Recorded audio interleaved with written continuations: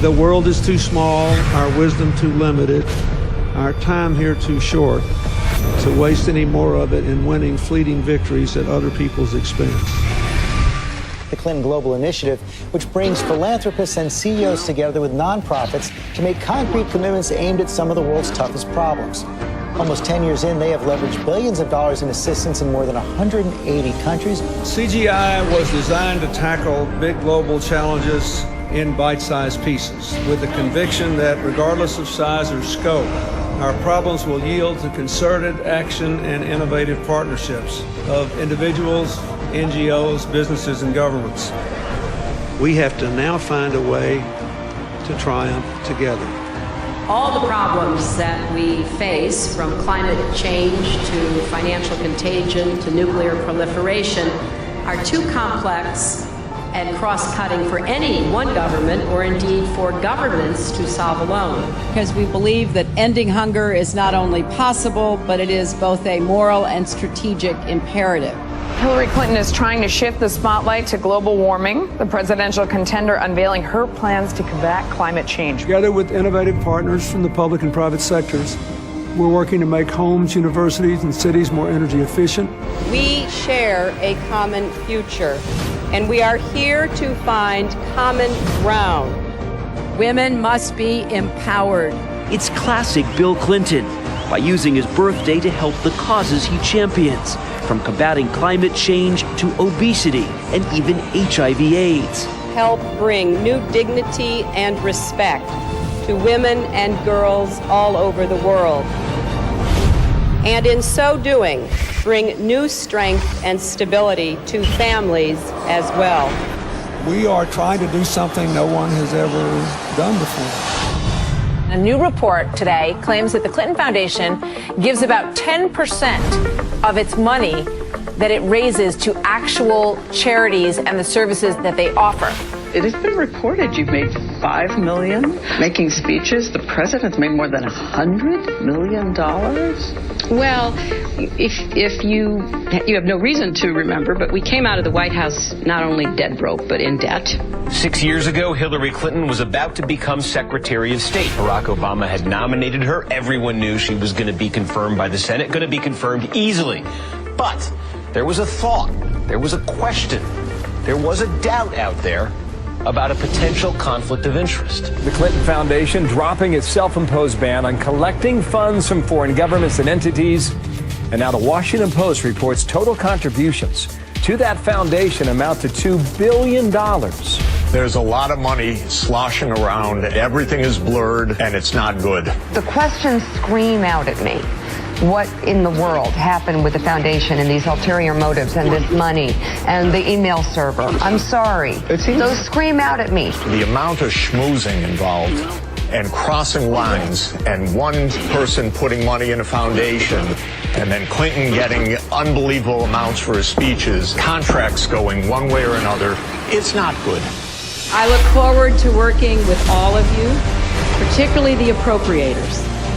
We have a lot of work to do, and it is such important work that lies ahead.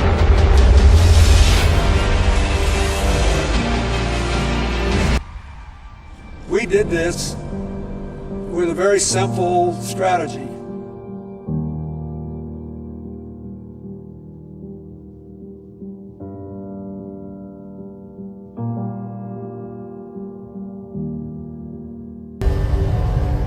Africa is a continent that has been a chamber of horrors for decades.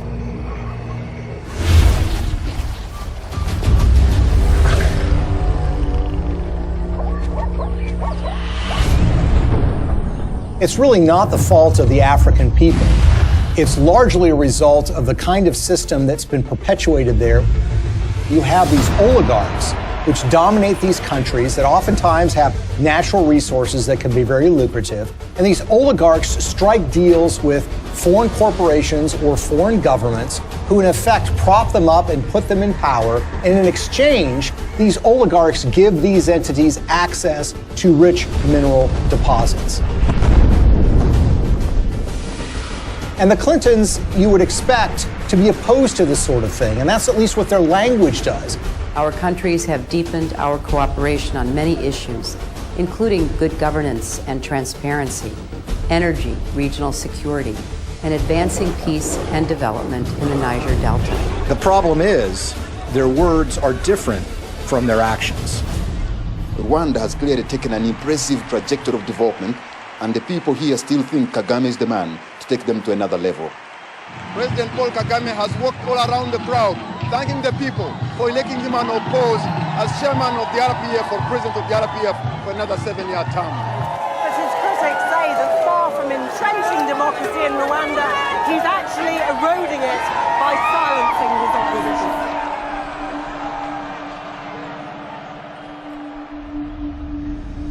Paul Kagame has been praised by Bill Clinton and the Clinton Foundation.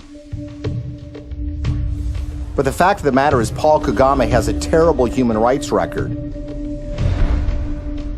He's accused of aiding military operations in the neighboring Democratic Republic of Congo, and that actually forced the recruitment of child soldiers.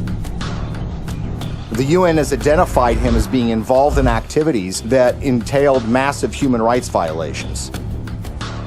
The newer opposition parties that have been formed in the last year or two have one by one been silenced or otherwise excluded from the race. And individuals, not only politicians but even journalists, for example, and other Rwandans who may have views different from those of the government, have found themselves at the receiving end of what has become quite a violent campaign of intimidation. Well, Paul Kagame is a friend of Bill Clinton's. I want to say a special word of appreciation for the leadership of President Kagame. I'm greatly humbled to receive this Clinton Global Citizen Award. He's actually given awards by Bill Clinton for his conduct as the leader of that country, and they regale him as a great military leader. This is the sort of legitimization that we don't want of these kinds of dictators and leaders. That's the kind of legitimization that the Clintons have engaged in. And they've done it in a way that creates commercial opportunities for donors and friends and allies who want to do business in Africa.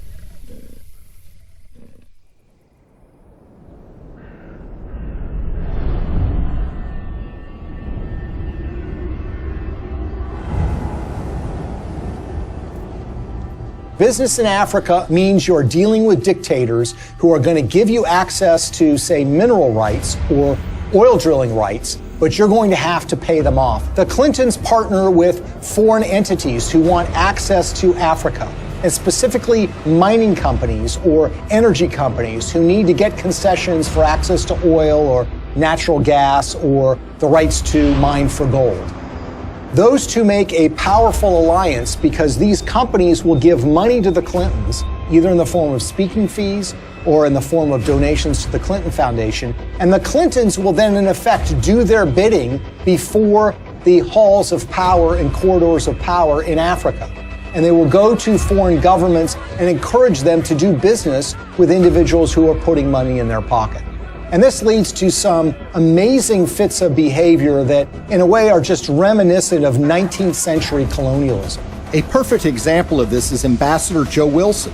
Joe Wilson is a longtime friend of the Clintons. In fact, he endorsed Hillary Clinton in the 2008 presidential election. And it was also thought that he might become a senior official in Hillary Clinton's State Department. But the fact of the matter is Joe Wilson was up to something far more nefarious during Hillary Clinton's tenure as Secretary of State. In 2009, shortly after she became Secretary of State, when Wilson was the vice chairman of a company called Jarch Capital, they took out a 50-year lease on 400,000 hectares in South Sudan. South Sudan was in the middle of a civil war, and this lease was actually signed with warlords who were involved in the Civil War. These individuals who are engaged in massive human rights violations, including the massacre of opponent tribes. And basically what Joe Wilson was engaged in was something called investing in sovereignty changes. They were basically cutting deals, lucrative deals, worth potentially hundreds of millions of dollars with these warlords. And the expectation was simple.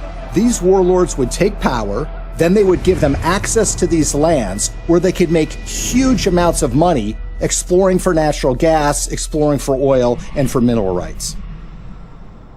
Ambassador Joe Wilson isn't the only Clinton friend and foundation donor who was working in war-torn countries. Swedish mining investor Lucas Lundin has pledged $100 million to the Clinton Foundation. He did that in 2007. And his most lucrative mining operations are in the war-torn country of the Democratic Republic of Congo. This is a country that perhaps has the most horrific human rights situation on the face of the earth. By the time Lucas Lundin made his $100 million pledge to the Clinton Foundation, his Congo operation was making, quote, staggering profits, end quote, according to his own financial statements.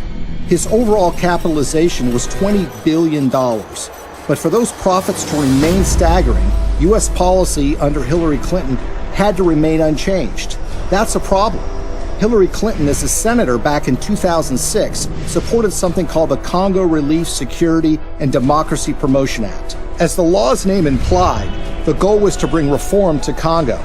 That's not something that Lucas Lundin would want. So in 2009, when Hillary became Secretary of State, she reversed course 180 degrees and went from supporting reform in Congo to supporting the status quo, which is exactly what Lucas Lundin would want, who of course had committed $100 million to the Clinton Foundation. But Congo isn't the only scandal-plagued country where Clinton benefactors have made millions. Look at a country like Nigeria, which is really a cesspool of corruption. In fact, people will say it is perhaps the most corrupt country in the world. It's rich in natural resources, it produces a lot of oil, but that money never trickles down to the people. It goes to the oligarchs who run the country, who oftentimes take that money and put it in Swiss bank accounts in a way that, of course, the people of Nigeria can never benefit from. And you see, there's a federal law in the United States which says if foreign governments that receive U.S. assistance aren't transparent in how they spend that money, that they will not be able to get U.S. foreign assistance anymore. It's about transparency. But there's a way around that law. You can get a waiver from that law. How? By getting the U.S. Secretary of State to grant you a waiver. We intend to remain very supportive on your reform efforts. Thank you for mentioning the work we did together on the elections. We're also very supportive of the anti-corruption reform efforts, more transparency, and the work that you and your team is also championing, because we really believe that the future for Nigeria is limitless. So in the case of Nigeria, they receive hundreds of millions of dollars in U.S. foreign assistance. They've not made progress in being more transparent. And of course, they've gotten exemptions from Hillary Clinton while she was Secretary of State. What's so curious about this is what was happening commercially to the Clintons while this was going on. Bill Clinton, for the first time ever, gets paid highly lucrative speeches in Nigeria, which had never happened before. In fact, he gets paid to do 2 speeches for $700,000 apiece by a businessman in Nigeria who just happens to be close with the president of that country. Keep in mind, by the way, that his normal speaking fee is less than $200,000 a speech. So this was an enormous payday for Bill Clinton. Okay, now we'll begin the panel.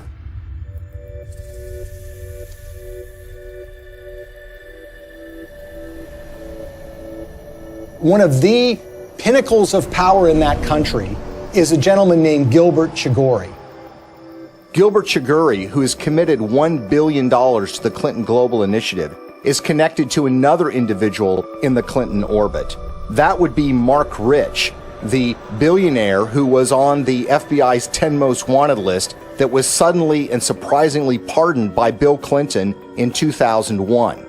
Marc Rich, you might recall, is somebody who was trading oil with the Ayatollah Khomeini of Iran at the same time that the Ayatollah was holding 50 Americans hostage. He also had a long history of busting UN sanctions by trading oil with the apartheid regime in South Africa and a whole host of other nefarious governments. Well, Gilbert Chagoury, the high Clinton donor, was business partners with Marc Rich. Together, they sopped up oil assets in Nigeria and sold them on the oil market for the benefit of a corrupt individual who was leading Nigeria at the time, named General Abacha. Abacha smuggled, by some estimates, $4 to $8 billion out of the country and put them in European bank accounts. Gilbert Chagoury was indicted and convicted in Europe for helping him to do that. He was charged for aiding and abetting a criminal enterprise and on money laundering charges. And the suffering that ends up being done here is by the people of Nigeria, who see their leadership getting a pass from the United States. The elites in those countries are getting rich, the Clintons are getting rich, and the money somehow never trickles down to the people of Nigeria. Sadly, this theme of resources not trickling down to those most in need is a common one when it comes to the Clintons.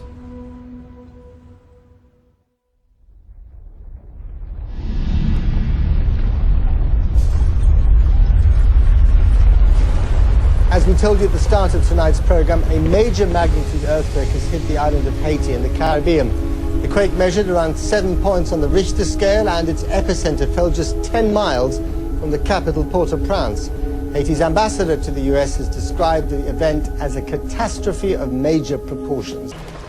Probably the most devastating humanitarian crisis that Hillary Clinton faced during her tenure at the State Department was the tragic earthquake in Haiti.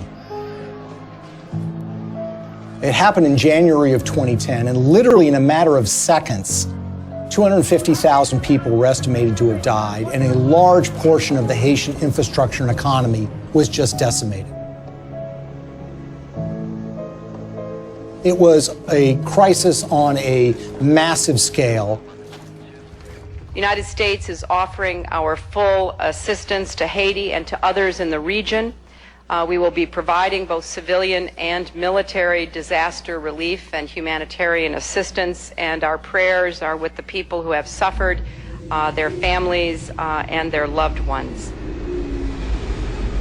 In the days and weeks that followed the earthquake in January of 2010, Hillary Clinton made visits to Haiti. And here's the latest on Haiti. U.S. Secretary of State Hillary Clinton arrived in Port-au-Prince just about an hour ago. She is the highest-ranking U.S. official in Haiti right now since Tuesday's earthquake. She's meeting with Haitian leaders and international officials to discuss the rescue and relief efforts. In fact, on her first visit, which occurred days after the earthquake, they literally had to stop traffic going in to the airport at Port-au-Prince. There, of course, were relief supplies that were being flown in, but that traffic was stopped so the Secretary of State could come and assess the damage. There is a perception, and there have been complaints or reports of bottlenecks, that there's a lot of aid coming in, but it's very hard to get it out to the people who need it. That's just not true. The aid is coming in, we're getting it out, there's just not enough of it yet. She flew in with her political aides on a large federal airplane. She landed at the airport. She made a large press conference, made statements about her commitment to rebuilding this country, and then she was soon whisked away, headed back to Washington, D.C. Theirs is a city in ruins, a country which can do little but wait for help to arrive. The international community responded in the way that you would expect it to. That is, large amounts of money were committed, up to $13 billion from international relief organizations. And of course, you had the official role of the State Department, which would be point on U.S. taxpayer dollars going to Haiti for the purposes of relief.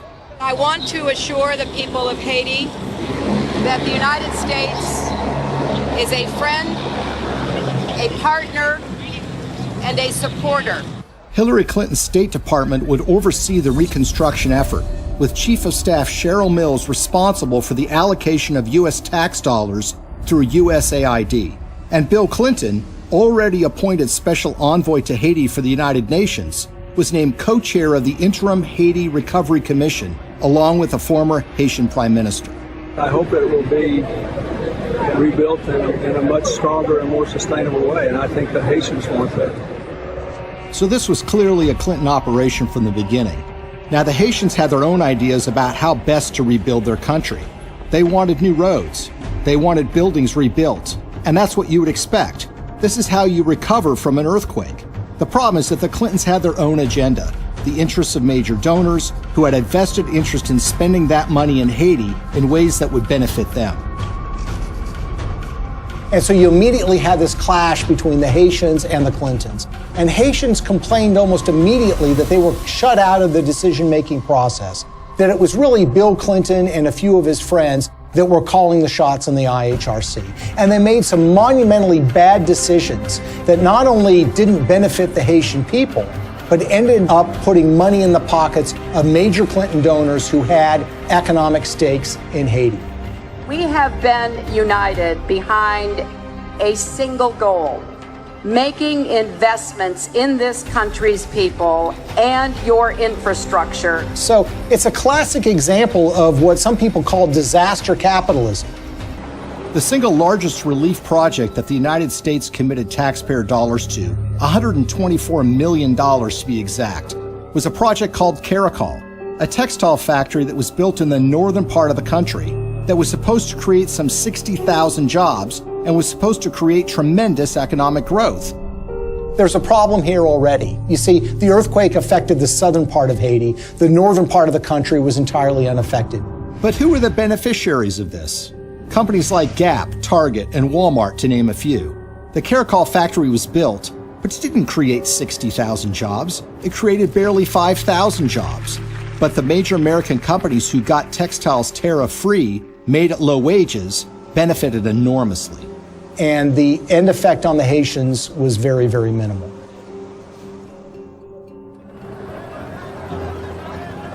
If you look at some of the infrastructure projects that were undertaken, the Clintons had very grand plans to build large tracts of homes, and there were contractors that were selected for those projects. Sometimes the contractors had experience, sometimes they did not. There's one company in Florida that spent $1 million getting equipment into Haiti. They had experience in disaster relief, but according to the owners of that company, they only made a small donation to the Clinton Foundation. And guess what? They didn't get any relief contracts. On the other hand, the contractors who did win the awards were given the opportunity to build homes, and in some instances were supposed to build tens of thousands of homes for Haitians. They ended up building a fraction of that. For instance, the New Settlements program was supposed to build 15,000 homes for $53 million. Instead, it built 2,600 homes, less than a quarter of the original estimate, for $90 million, or $47 million over budget. And they got away with it. So you had contracts going to these relief organizations that were also involved with the Clinton Global Initiative. And you had this one organization, Dahlberg, that was supposed to do an assessment for relocating people that suffered from the earthquake. They determined that people should be moved to a site that happened to be on a cliff that was highly unstable. USAID's Inspector General reviewed Dahlberg's recommendations and found them basically unusable. One member of the USAID shelter team was quoted by Rolling Stone magazine as saying that the recommendations were so bad, it looked like the team never even got out of their SUVs. Another person said that only one of the people that was sent to Haiti by Dahlberg actually spoke French. Telecom mogul Dennis O'Brien is one of the world's richest people, and he's finding opportunities in the poorest country in the Western Hemisphere. The Irish billionaire is the largest private investor in Haiti through his company Digicel, and he's now leading the Clinton Global Initiative efforts down in Haiti. Probably no one came out better in the Haitian reconstruction effort than an Irish billionaire named Dennis O'Brien. He is a Clinton Foundation donor, giving them between $5 and $10 million. He helped arrange speeches for Bill Clinton, too. The interest of the Obama administration, particularly former Secretary of State Hillary Clinton, you know, all the different things that have happened to help Haiti get up off the floor have been led by the U.S. And he was the owner of something called Digicel, which is a cell phone company at the time of the earthquake. As part of that relief effort, the State Department run by Hillary Clinton wanted to fund a mobile money transfer service that would allow Haitian citizens to transfer and receive money on their phones. Well, Digicel applied to be the recipient of that grant money. 4 weeks after their application, Digicel actually sponsored a speech for Bill Clinton in Jamaica, and they paid him $225,000. And as it turns out, within 4 months of that speech, Digicel would receive the first installment of that grant money. The earthquake actually has been great for Digicel and Dennis O'Brien. More than 4 years since a magnitude 7.0 earthquake devastated Haiti, and outrage there is growing over the largely failed reconstruction effort, despite the hundreds of millions of dollars in aid that has been collected and spent by the IHRC, the Interim Haiti Recovery Commission. So whether you're talking about housing or cell phones, you see that the people that are closest to the Clintons have made out very well from the Haitian earthquake. The rest of the country, the ordinary people of Haiti, not so much. Haitian activists staged a protest outside Hillary Clinton's Manhattan office. The demonstrators claim billions of dollars were stolen through the Haiti Reconstruction Commission headed by Bill Clinton. They also say Haiti was used as a cover for foreign governments to funnel kickbacks of possibly hundreds of millions of dollars through the Clinton Foundation. They say it was done in exchange for favors that Hillary was doing for them as Secretary of State. The tragedy is we had an opportunity to rebuild in a way that would give the people of that country hope. Sadly, that opportunity was squandered, and what took place, rather than rebuilding Haiti, was the self-enrichment by friends of the Clintons. For all of Bill Clinton's talk about building Haiti back better, the fact remains that the most visible evidence of Clinton's role in the recovery isn't the improvement of daily life for everyday Haitians, but the construction of new luxury hotels just miles from the folks who have been living in tarps USAID handed out immediately after the earthquake. We are telling the world of the crimes that Bill and Hillary Clinton are responsible for in Haiti. But while the world eventually lost interest in Haiti's recovery, the influence and connections afforded to donors from the Clinton Foundation appear to have been lessons learned by others. So how much do connections to the Clintons matter when you're talking about Haiti? Consider the case of gold mining. The government of Haiti had not granted a gold mining concession in 50 years. They decided to do so during the reconstruction of their country, which was being overseen by Bill and Hillary Clinton. What company did they select to get this gold mining permit? A company called VCS Mining. VCS Mining had very little experience in gold mining, but what did they have? They had connections. Shortly after they got that concession, someone joined their board of directors. It just happened to be Tony Rodham, brother of Hillary Rodham Clinton. It was a true disaster that followed the earthquake, which was the natural disaster. This was the man-made Clinton-caused disaster in relief that led to the wasting of enormous sums of money, the enrichment of elites that were friends with the Clintons, and the Haitians were left in a situation where their life was really not much better than it was the day after the earthquake happened. You see, when Hillary Clinton became Secretary of State in late 2008, there was already an issue related to the Keystone XL pipeline sitting on her desk. She was going to have to sign an environmental and economic impact statement and decide whether the Keystone XL pipeline should go forward.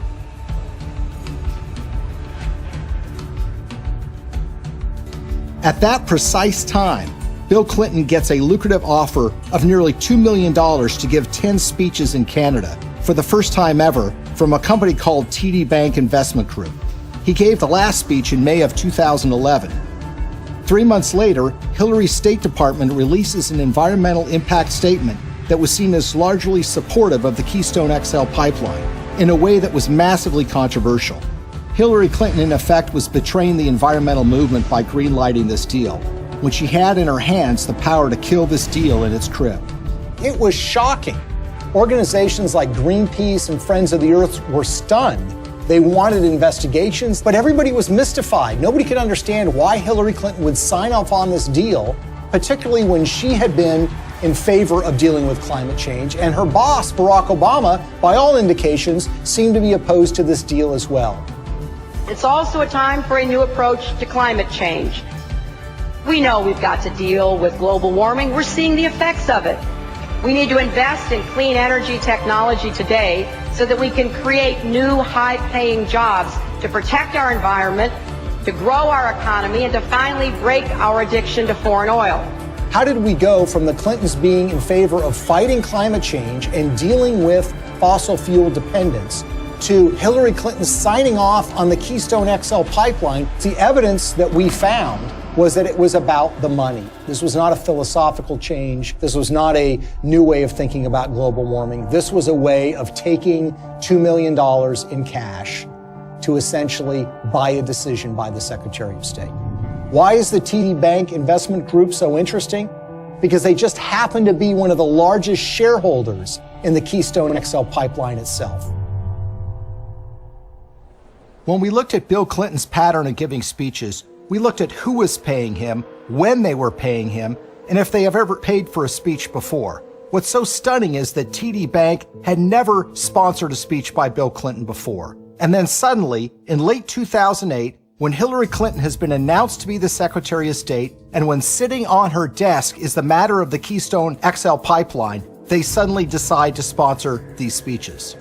And when people realized that the Clintons had pocketed about $2 million at the precise time Hillary Clinton was making this decision, it all now suddenly made sense. Because as we've seen repeated over and over and over again, when it comes to the Clintons, you have to follow the money. And in the case of the Keystone XL pipeline, they seem to have abandoned their principles, their commitment, as it was, to combating global warming and dealing with our dependence on fossil fuels. They jettisoned that when $2 million showed up and suddenly came out in favor of the Keystone XL pipeline. When you see this sort of pattern of behavior, you can't come to any other conclusion that it's a system of pay to play. And again, other entities appear to have picked up on this business model too. Well, Bill Clinton has been paid enormous sums of money over the years to give speeches. On average, he gets a little less than $200,000 per speech. But something happened in late 2008. His speaking fees skyrocketed after he'd been out of office for years. The reason was his wife had become Secretary of State. In fact, 11 of the 13 speeches for which Bill Clinton has been paid $500,000 or more occurred precisely when Hillary was the most powerful diplomat in the world.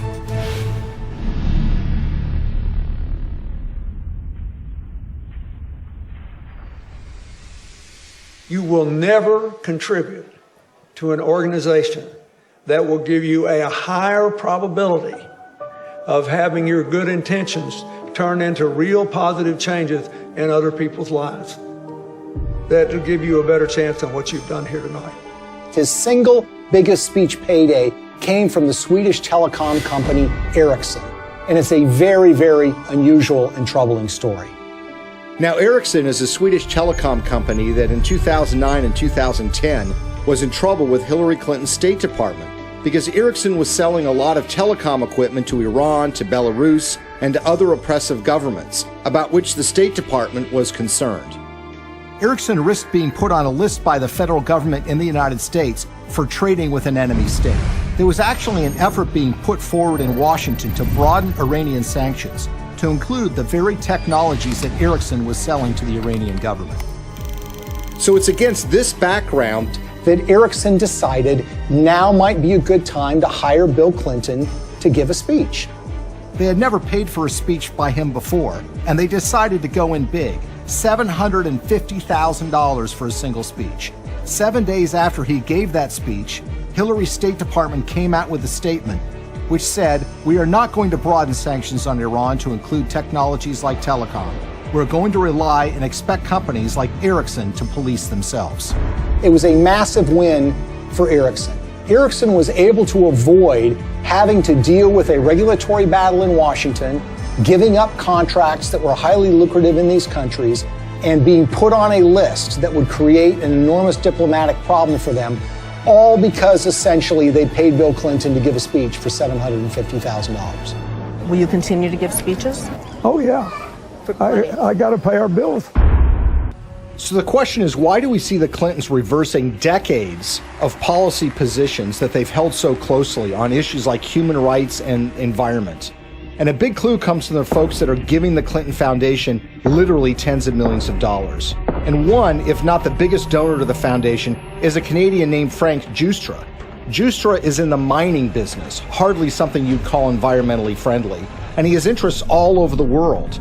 And he used his relationship with the Clintons to benefit those interests, regardless of the environmental concerns. A great example of this is what happened in Colombia. What's so interesting about the relationship that the Clintons have with Frank Giustra is they tend to show up in these foreign countries together at the same time. Frank Giustra's made billions of dollars over the years in the so-called penny stock market in Canada, which is highly open to manipulation. He's been very successful in this area. Now, the Vancouver Stock Exchange is not like the New York Stock Exchange in the United States. This is a stock market or an exchange that is dominated by penny stocks, made up of a lot of natural resources stocks. It's sort of the wild, wild west of investing. It's called Dodge City sometimes. And the reason is because there's a lot of speculators, there's a lot of misinformation that's put around, and there are a lot of mining companies that don't really have any assets, but will proclaim to have gotten the rights to some lucrative gold mine, let's say, and then they send that news out to the public in the hope that it will lead to a flood of people buying the penny stock so the shareholders can sell their assets. So in June of 2010, Bill Clinton and Frank Giustra fly to Bogota, Colombia. And who arrives there at roughly the same time? Secretary of State Hillary Clinton. The big thing from the news conference was where Bill and Hillary were dining the other night in Bogota. I had a chance to talk to her about her dinner experience in the Zona Rosa, and here's what she had to say. Dinner was good? It was excellent in every way. So it was like eating in the States, but eating in Bogota. Well, it was a real treat to be in Bogota and to be with people who love this city so much, including my husband. Now, in her memoirs, Hillary Clinton says that this is just a happy coincidence. But when you see what follows, you realize that this is no coincidence. The following morning, Bill Clinton has a breakfast meeting with the outgoing president of Colombia, President Uribe. Then, like a tag team, Secretary of State Hillary Clinton has a noon lunch meeting with him, and she grants him several favors, including technical agreements that the Colombian government wants. In the days that follow, something dramatic happens. Frank Giustra has 3 companies that get major concessions from the Colombian government: Pacific Rubiales, Petroamerica, and Prima Colombia Properties. One of those, Prima Colombia Properties, gets a concession to cut timber in a rainforest in Colombia along the Pacific coast. And that timber is not intended to export to the United States, but is intended for export to China. There's an outrage and upset environmentalists who realize what's going on, and eventually that permit is yanked by a future president of Colombia, but not before Frank Giustra's company is able to profit from cutting down these rainforests, which again is a behavior that runs so contrary to what the Clintons profess to be in favor of. We all know that in order to build low-carbon economies of the future, we need sustainable forests. I also know the future of our planet depends on healthy, standing forests. They've talked about the problems of deforestation. They've talked about the problems of the need for successful growing forests to mitigate carbon dioxide in the air. And yet, when this commercial opportunity was presented to a major donor of theirs, they seemed to be very much supportive of that and, in fact, helped to get him those concessions. He deserves the credit for this. This was his idea, not mine, and he raised the money. And it's an astonishing achievement. My job is to make sure that it's not in vain, that he gets the return on his investment and his compassion and his commitment. The Clintons appear to have changed their stance on issues even more significant than the environment, in ways that benefit those who have put money in their pockets.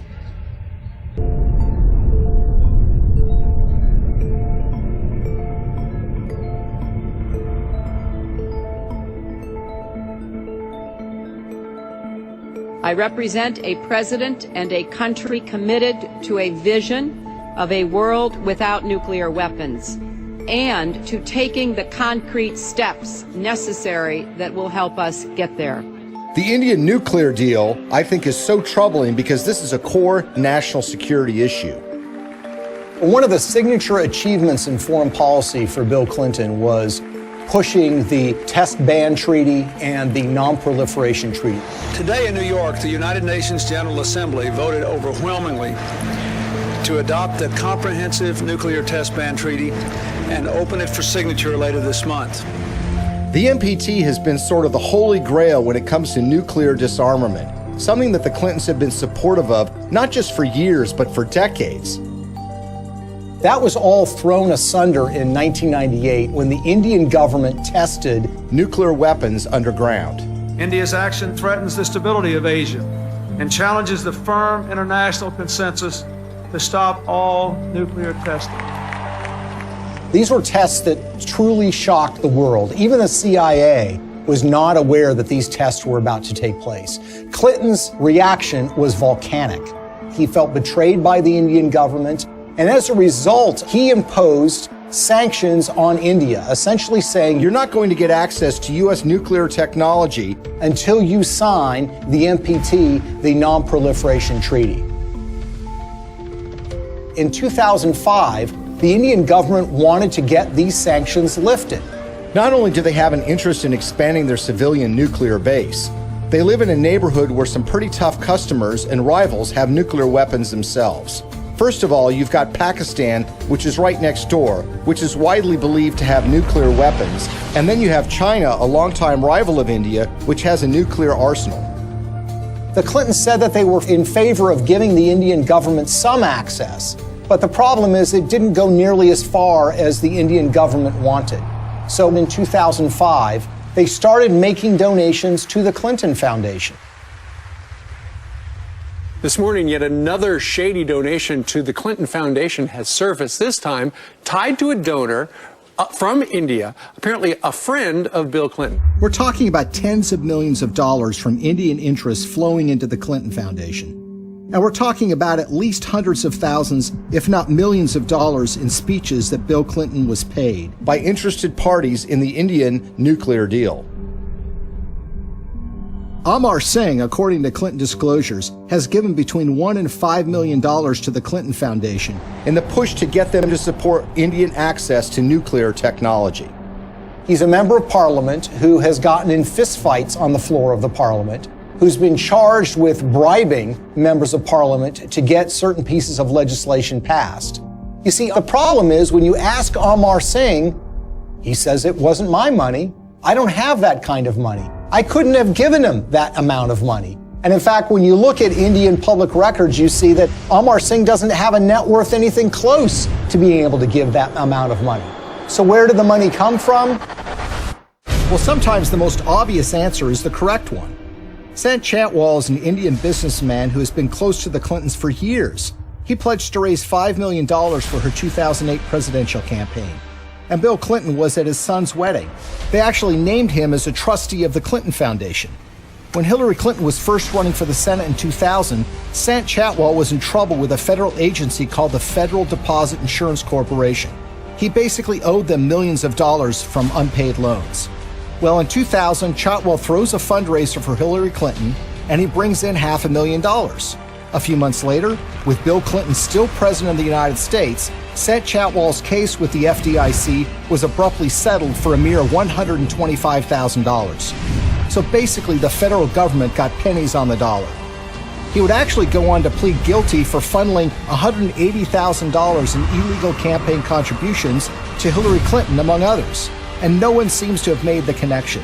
Well, maybe one reason no one made the connection is because the Clinton Foundation mysteriously erased any mention of Sant Chhatwal from the website once he had admitted to his illegal activity. So here we are years later, and we've got this donation in a guy's name who swears he didn't actually make the donation. And you've got this longtime Clinton benefactor who actually gets the highest civilian award in India because of his role in changing Hillary Clinton's mind on this nuke deal. Sant Chhatwal says he's worked with everybody and even laid the foundation of the Indo-US nuclear deal. So the Indian government says that they've given you this award for your role in pushing the Indo-US nuclear deal forward. How exactly would you describe the role you played in this? Well, I can tell you Indian nuclear power deal. If you look at it, I'm the first one. I laid the foundation. On the eve of the vote in 2008 to approve Indian access to U.S. civilian nuclear technology, Amar Singh, who barely knows Hillary Clinton, had a 2-hour meeting with her where they discussed the Indian nuclear deal. Amar Singh says that the dinner meeting resulted in her telling him that she was supportive of the deal and that she was making efforts to make sure that the deal did get through. And lo and behold, by 2008, Hillary Clinton was fully in support and in favor of this policy in a way that was a complete reversal of the position that she had taken before. In other words, the flow of money had led the Clintons to change their positions on the Non-Proliferation Treaty, and specifically India getting access to U.S. nuclear technology.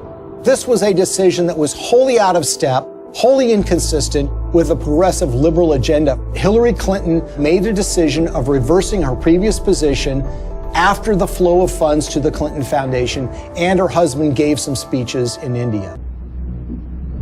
I think the Russian uranium story is perhaps the most shocking and most blatant example of how the Clintons operate. This is a story about the Russian State Nuclear Agency, American Uranium, $145 million in cash, and the Clintons.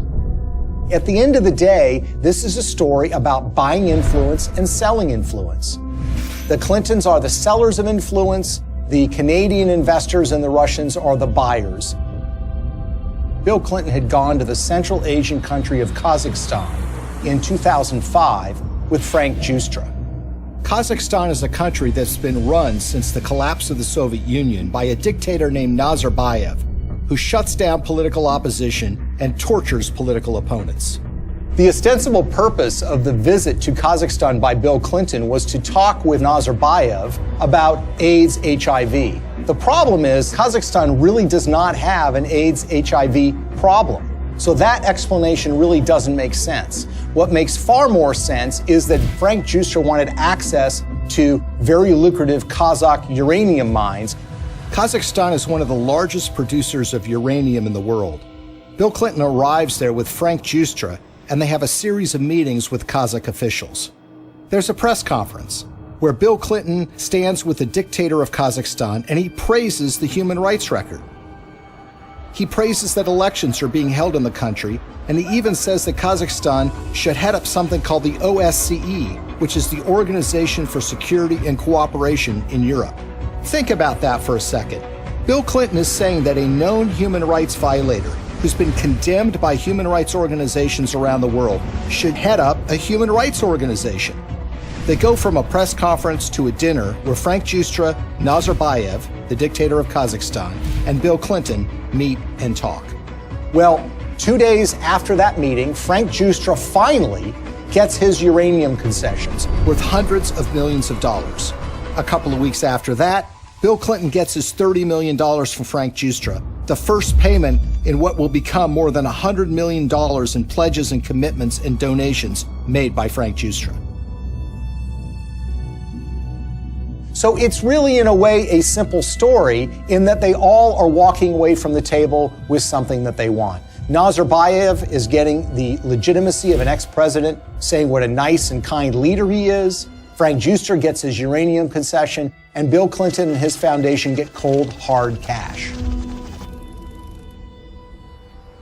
Now let's move to chapter 2 of this story, which is even more sinister. You see, the international uranium market is very competitive. The Kremlin sees dominance and control of the uranium market as a source of national power.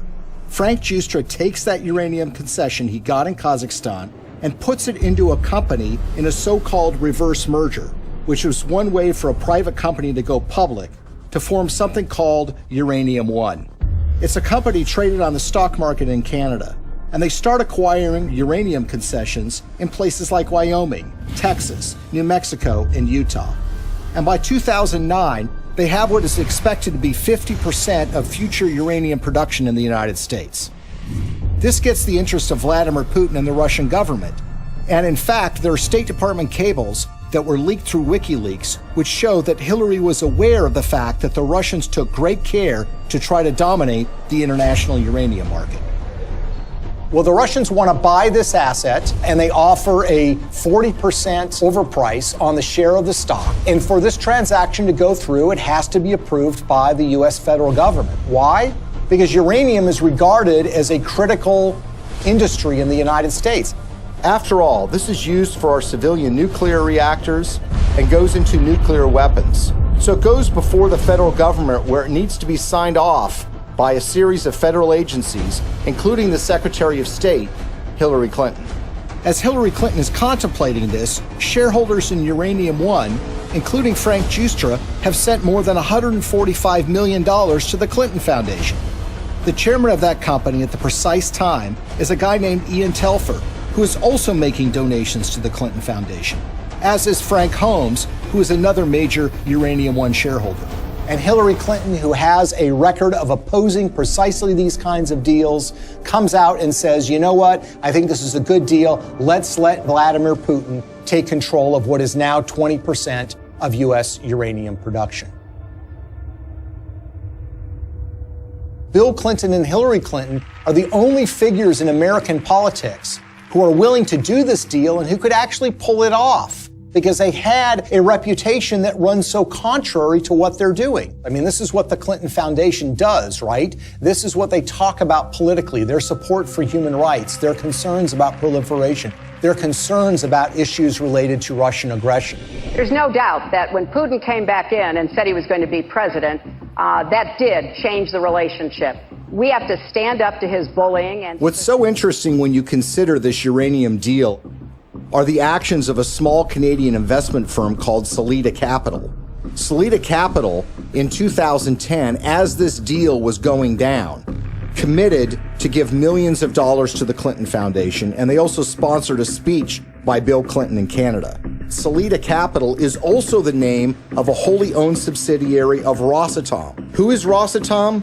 Well, this is the government agency in Russia that controls their nuclear arsenal, that built nuclear reactors in Iran, and engages in nuclear technology exchanges with rogue countries like North Korea. What this means, in essence, is that the Russian government, specifically Rosatom, was funneling money through a subsidiary directly to the Clinton Foundation. But the payday didn't end there. 4 months before Hillary Clinton's State Department would sign off on the Russian purchase of Uranium One, Bill Clinton got paid $500,000 to give a single speech in Moscow. He was being paid by a firm called Renaissance Capital, which has a long history of association with Russian intelligence services. What makes this speech stand out is not only the timing of when he's being paid, but the amount that he's being paid. You see, the last time Bill Clinton gave a speech in Russia was 5 years earlier. At that time, he was paid about 1/3 of what he was being paid this time. Why is Russian control of 20% of U.S. uranium so troubling? If you're in an era where nuclear weapons are a reality, where nuclear energy is an important component of energy production in the United States, and increasingly around the world, control of uranium is absolutely crucial. And unlike oil or natural gas can be found in so many places around the world, there are precious few places where you can find significant and large amounts of uranium that you can produce on a commercial scale. What we've essentially done is handed this precious resource to Vladimir Putin and the Russian government. They're not only engaged in aggression in places like Ukraine, but they've been very aggressive in fighting American interests around the globe. Russia's not an ally. Russia's not a friend. Vladimir Putin's Russia is a rival of the United States, and yet we've given them control over this precious resource. Uranium, the key mineral in nuclear generation, is a domestic resource. This is what's going to power America. I think a lot of people in Middle America would be surprised to know that the Russian government is doing business in places like Colorado or Wyoming or Utah. These are small mining towns. These are operations that have existed for a while, that have been under the control of American companies or for a while Canadian companies. But it's now Russian companies that control this, and those companies are controlled by the Russian government. Having read through the archives of the KGB, the files that they have been released, I can tell you that they look at the United States as weak and ineffectual. This is a thuggish government that is engaged in massive human rights violations. There are opponents of this regime that have been killed or have disappeared. There's been persecution of human rights organizations. There's been persecution of homosexuals. And it's shocking and stunning to me that there has not been more attention focused to this fact, that we have given this critical resource to somebody who is engaged in so much nefarious behavior. Greetings from Washington. I want to thank all of you for your work to root out corruption that weakens economic development, feeds black markets and organized crime, and undermines the promise of democracy. As we work together to eradicate corruption in our own countries, we should also maintain the highest standards of transparency and accountability in our development efforts around the world. Corruption in emerging markets and fragile democracies undermines the confidence of citizens and investors alike, while responsible governance helps to foster sustainable economic development and political stability. I believe in the oldest adage in American politics, which is follow the money. Enormous amounts of money have flowed to the Clintons from foreign governments, foreign financiers, and businesses. Some of that money lands in their pocket. Some of it lands in their foundation. It's a pattern we've seen repeated over and over and over again all around the world. It's not a coincidence. Money exchanges hands and favors are done. Now Clinton friends and supporters will say there's no smoking gun. But look at American political history. People are convicted all the time for a pattern of behavior where, for example, they're engaged in insider trading on the stock market. So, for example, you have a foreign corporation or a foreign government that wants something from the State Department while Hillary Clinton is Secretary of State. They will make a large payment to the Clinton Foundation. That will be followed by favorable action on their behalf. If that happens one or two times, you might say, look, it's just a coincidence. But when you see the pattern recreated over and over and over again, you have to recognize that these events are connected. They've created a model for massive self-enrichment that allows you to go into so-called public service, but get extremely rich at the same time. And when friends and allies say that the Clintons aren't really that interested in money, their actions show otherwise. What's so shocking to a lot of people is that making of that money requires them to betray their progressive values, the environment, labor unions, women's rights, human rights. The Clintons are doing business and growing rich with the favor of the very individuals who you would expect to be their political opposites. For a very long time in American history, and probably still to this day, one of the worst things that could be said about you as a politician is that you are on the take from foreign interests. What the Clintons have essentially done is busted down the door and robbed the bank of that concept. So when people think of the Clintons taking foreign money, they think it's maybe an insurance company from Great Britain, or they think it's from a supermarket chain in Canada. The fact of the matter is a lot of that money comes from the darkest, worst corners of the world. Are countries like Nigeria and Russia in the habit of giving money to politicians and not wanting something back? The Clintons are glad to take this money. It's made them fabulously wealthy. But what has it done for us? Before we had to worry about money from Wall Street and big labor. Now we have to worry about it coming from around the world and infecting our politics and damaging our politics, everything from our uranium policy to our human rights policy. Nothing seems to be safe anymore. How is this not corruption? How is this not a crime? With the Clintons, nothing is sacred. Everything is for sale. But we are the ones who are paying the price. Maybe, just maybe, the American people are tired of being sold out.